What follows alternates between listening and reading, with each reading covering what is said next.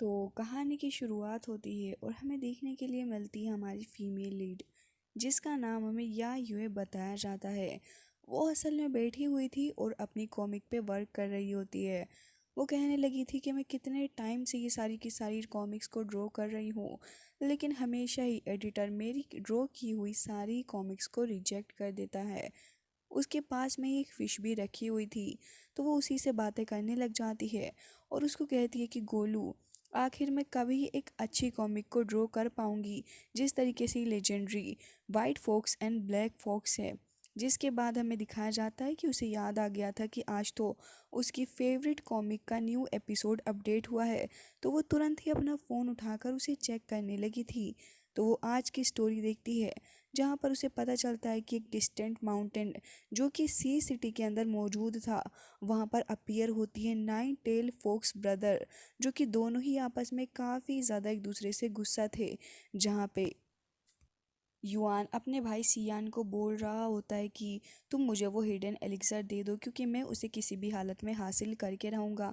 लेकिन तभी यहाँ सियान उसको बोलता है कि वो एलिक्सर कभी भी उसे नहीं देगा, क्योंकि जैसे ही उसका भाई वो उस एलिक्सर को कंज्यूम करेगा, वो एक डीमन के अंदर कन्वर्ट हो जाएगा, जो कि वो बिल्कुल भी नहीं चाहता था। लेकिन उसका बड़ा भाई उसको बोल रहा होता है कि तुम बचपन से लेकर आज तक मुझे कभी हरा ही नहीं पाए हो, तो क्या तुम मुझे आज हरा पाओगे? लाओ वो एलिक्सर मुझे वापस दो, क्योंकि मुझे उसे कंज्यूम करके डीमन बनना है। जिसके बाद वो आगे बढ़ता है, लेकिन सियान को देखते हैं जो कि तुरंत ही अपनी इमोर्टल फ्लेम फॉक्स हाउल का इस्तेमाल करते हुए एक अटैक कर देता है। लेकिन यहाँ पे उसके भाई को इस अटैक से कोई भी फर्क नहीं पड़ता है, बल्कि वो तो तुरंत ही सियान के पीछे आके उसके ऊपर एक काफ़ी स्ट्रॉन्ग सा अटैक कर देता है और उसके बाद वो उसके सामने आता है। लेकिन सियान भी कम नहीं था। वो अपनी गॉड स्प्लिट इमोर्टल स्लैश का इस्तेमाल करता है और एक बार फिर से अपने भाई के ऊपर हमला कर देता है। लेकिन यहाँ पर उसका भाई भी लगातार उसके ऊपर काफ़ी सारे अटैक्स कर रहा होता है और उसको देखकर साफ नज़र आ रहा था कि वो सियान को काफ़ी इजीली यहाँ हरा भी पाएगा। लेकिन इसी बीच सियान को देखते हैं जो कि इमोर्टल थंडर सील का यूज़ करता है और अपने भाई के ऊपर अटैक कर देता है, लेकिन उसका भाई भी उसके ऊपर पलट के अटैक करता है।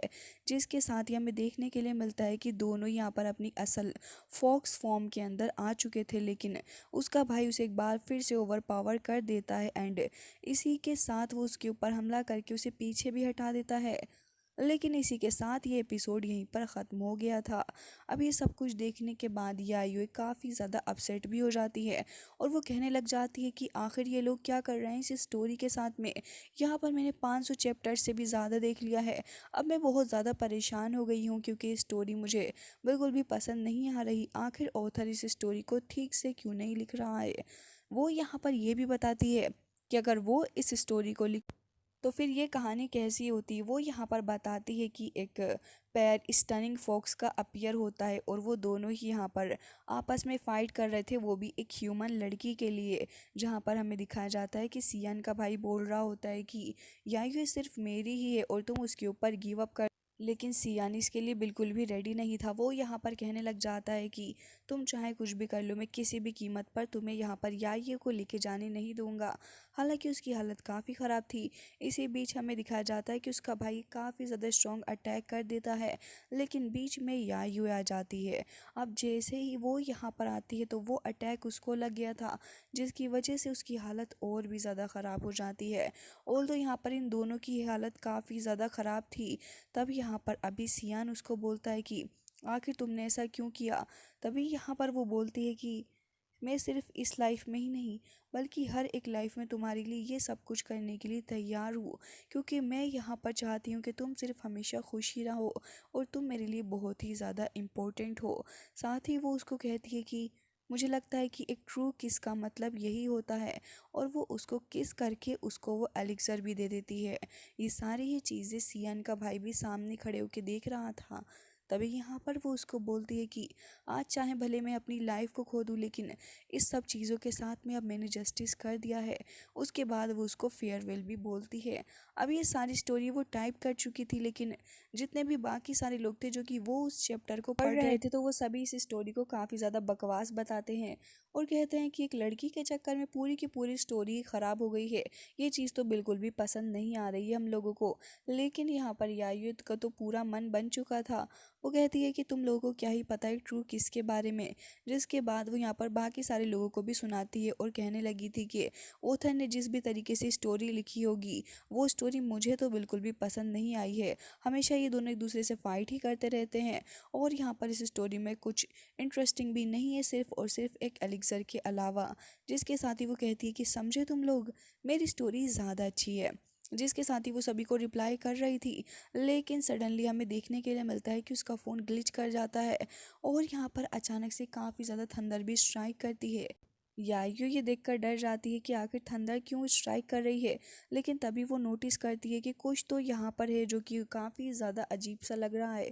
वो जैसे ही पीछे पलट कर देखती है तो एक होल टाइप चीज़ वहाँ पर अपीयर होती है और हमें देखने के लिए मिलता है कि यायु यहाँ पर उसी जगह पर पहुँच गई थी जहाँ वो कॉमिक वाली स्टोरी चल रही थी। अब यहाँ पर जैसे ही दोनों भाई आपस में फाइट कर रहे थे, तभी यहाँ पर वो डीमन ब्रदर बोलता है कि सियन लाओ वो एलिक्सर मुझे दे दो, नहीं तो आज मैं तुम्हारी जान ले ही लूँगा।